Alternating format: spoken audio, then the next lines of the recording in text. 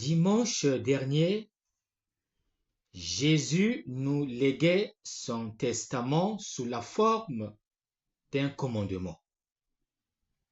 Aimez-vous les uns les autres comme je vous ai aimé. Nous disions qu'un commandement est avant tout un chemin, une manière de vivre.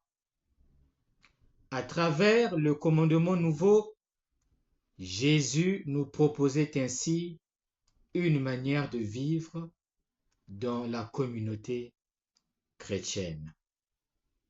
Dans cette dernière, la logique de l'amour, la logique du don total, qui est la logique de Dieu et de son royaume, devrait être rendue visible et tangible.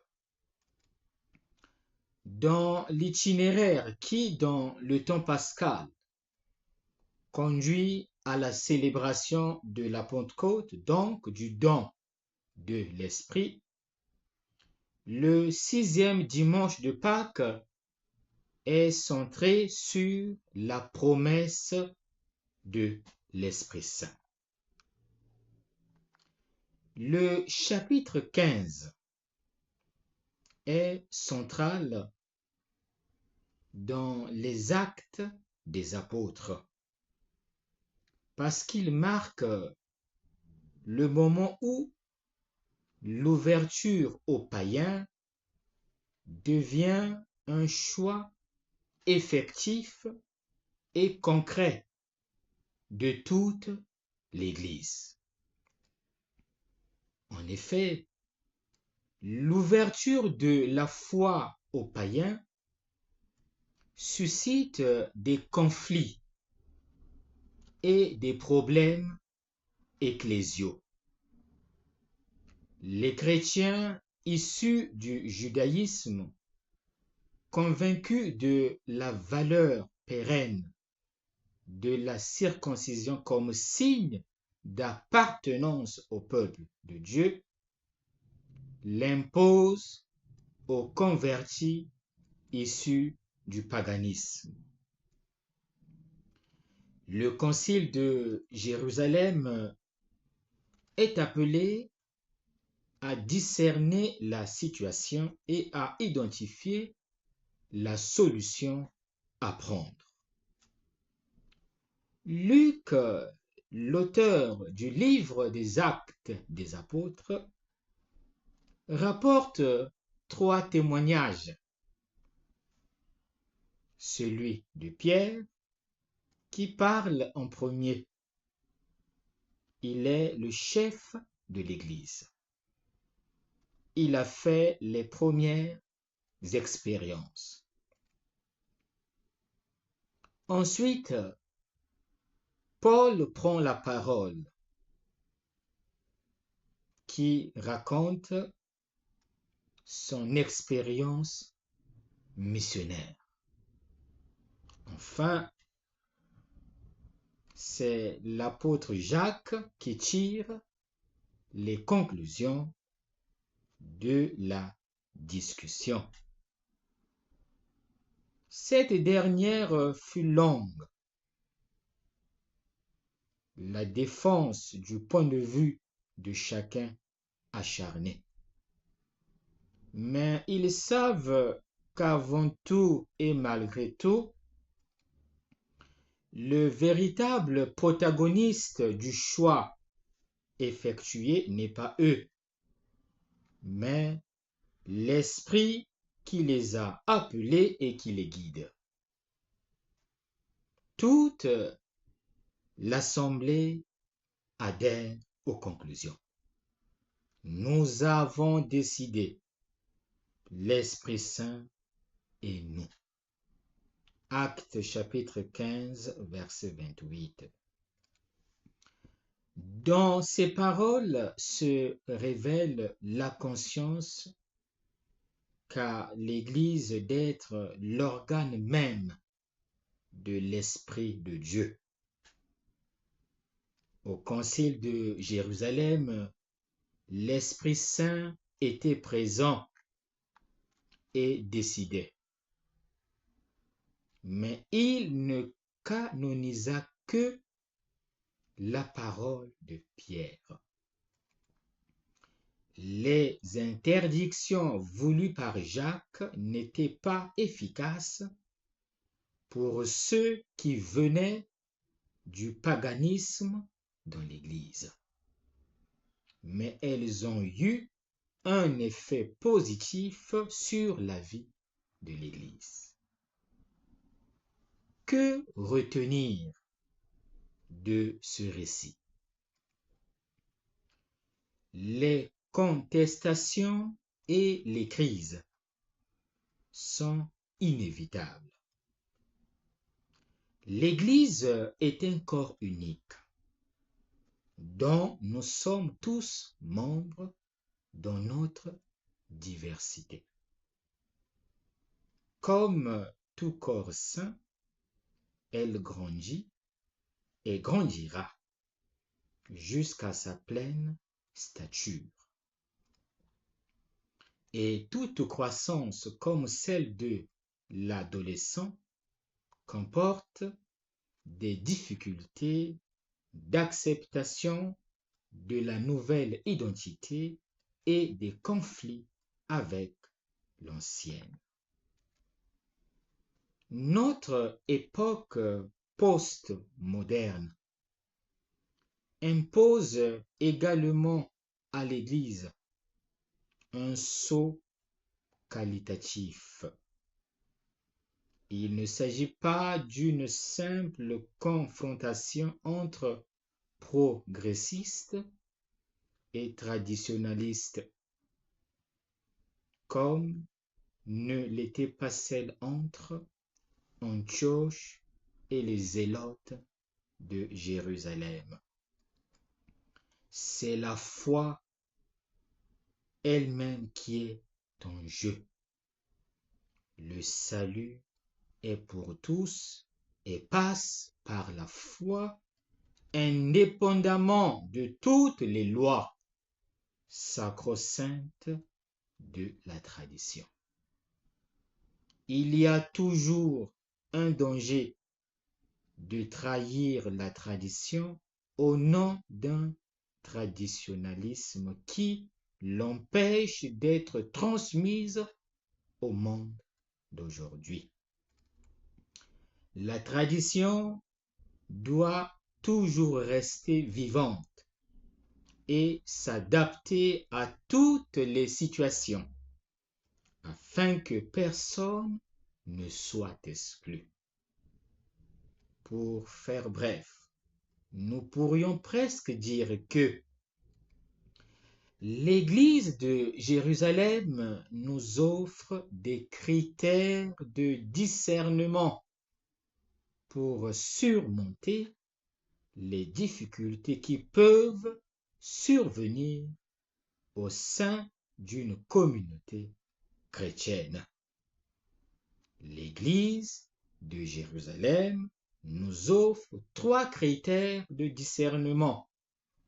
D'abord, la capacité de savoir lire les faits de la vie. Certes, ces faits sont dépassés par un dialogue constant entre frères, mais conscient que Dieu a accompli au milieu d'eux des événements de salut. Donc, la lecture de sa propre histoire. Ensuite, la capacité de savoir lire les Écritures, c'est-à-dire savoir lire le projet de Dieu. Le Seigneur aime tout le monde. Le salut est offert à tous les peuples. Enfin, sauver ce que sont les grandes valeurs chrétiennes. Que sont-elles ces valeurs?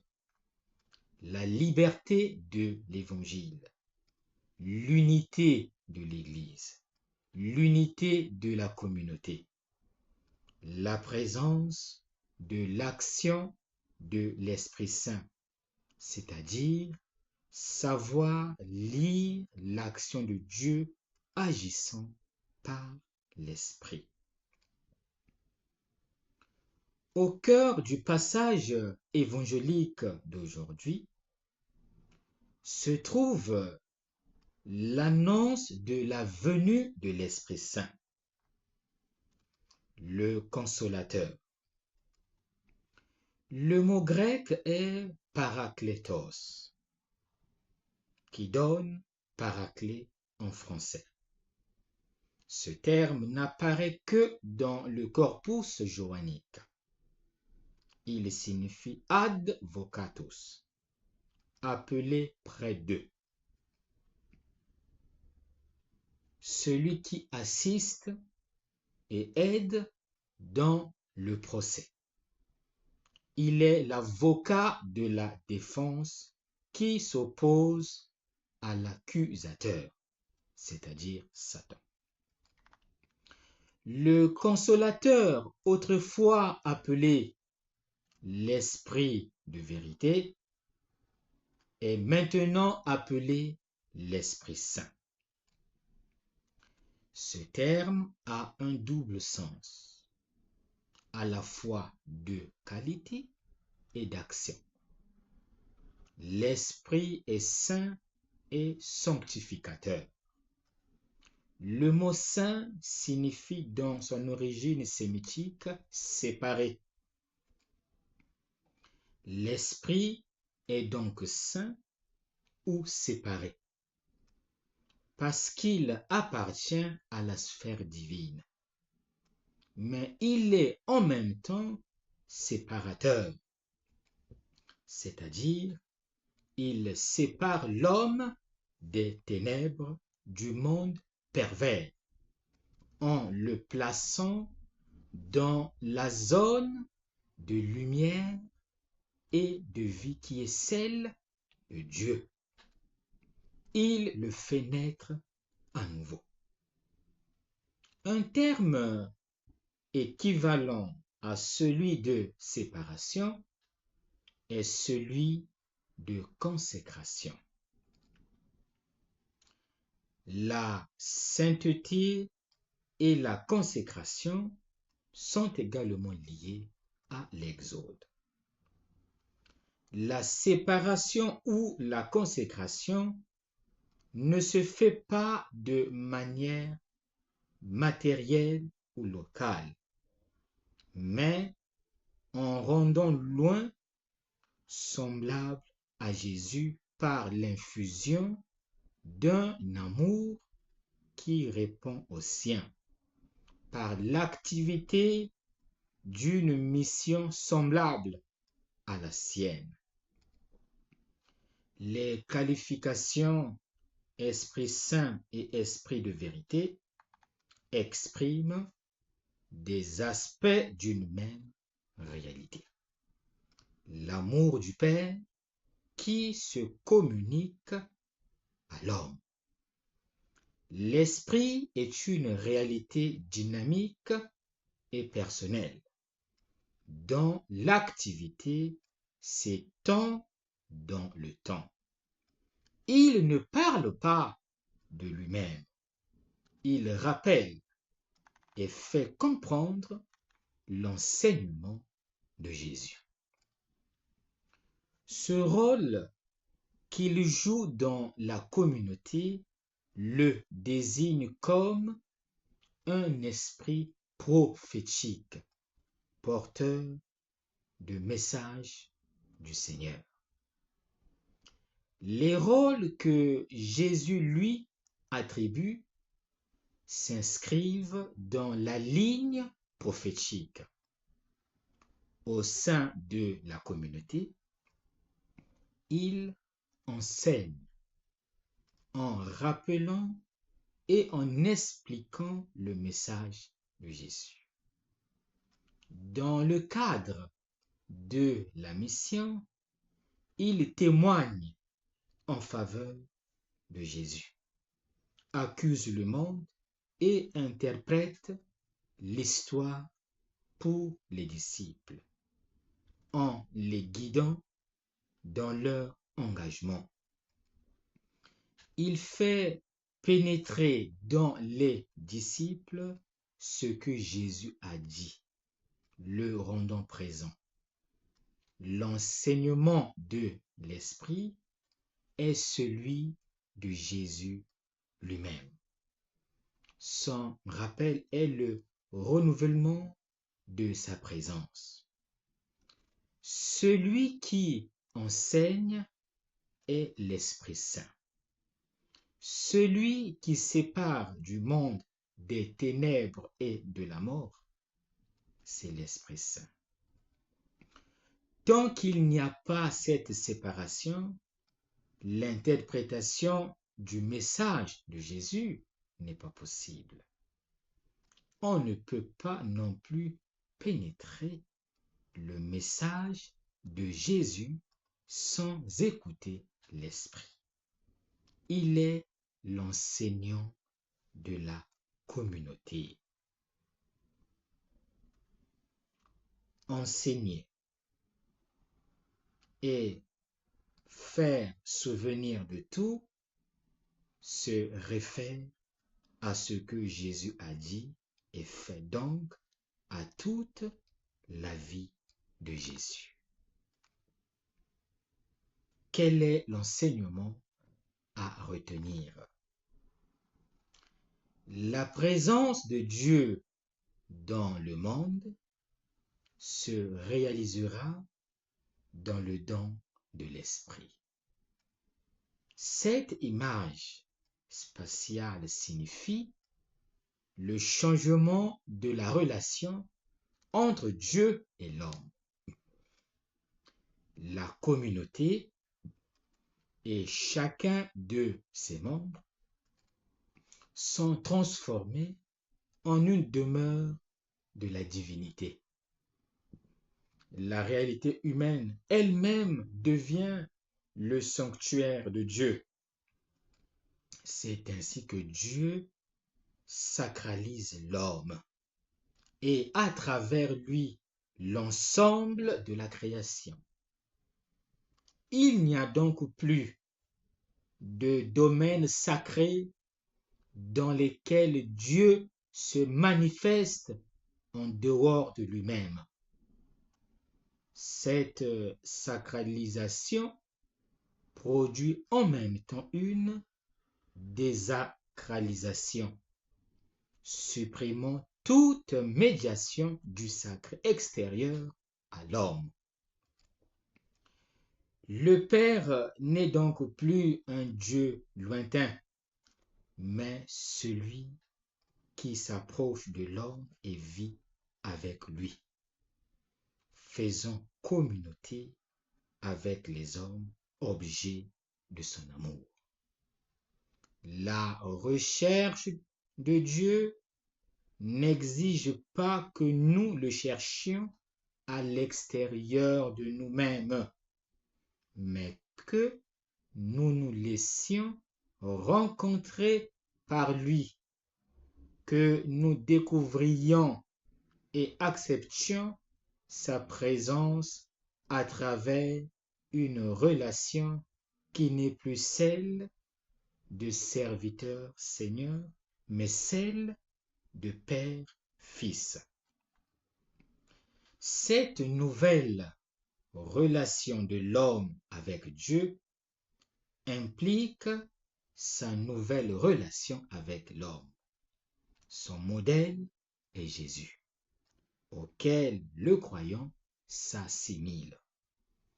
Dieu révèle sa présence et établit sa communion avec l'homme. La présence de Dieu dans l'homme n'est pas statique, c'est celle de son esprit, de son dynamisme d'amour et de vie, qui rend l'homme spirituel en le faisant participer à son propre amour. Le Père est l'amour absolu, et donc le don absolu de soi. Il se révèle en Jésus comme celui qui se donne pour donner la vie à l'homme. C'est pourquoi la médiation de la loi disparaît. L'unique loi par excellence est Jésus, en qui le Père, par son esprit, a réalisé le modèle de l'homme. Dieu ressemble à une onde en expansion qui communique la vie avec une générosité infinie. Il appartient à l'homme de l'accepter, de s'incorporer à cette force, l'Esprit de Dieu qui tend à s'étendre dans un don continu. Lorsque l'homme l'accueille, Dieu réalise sa présence en lui et commence à produire du fruit. Bon dimanche à tous.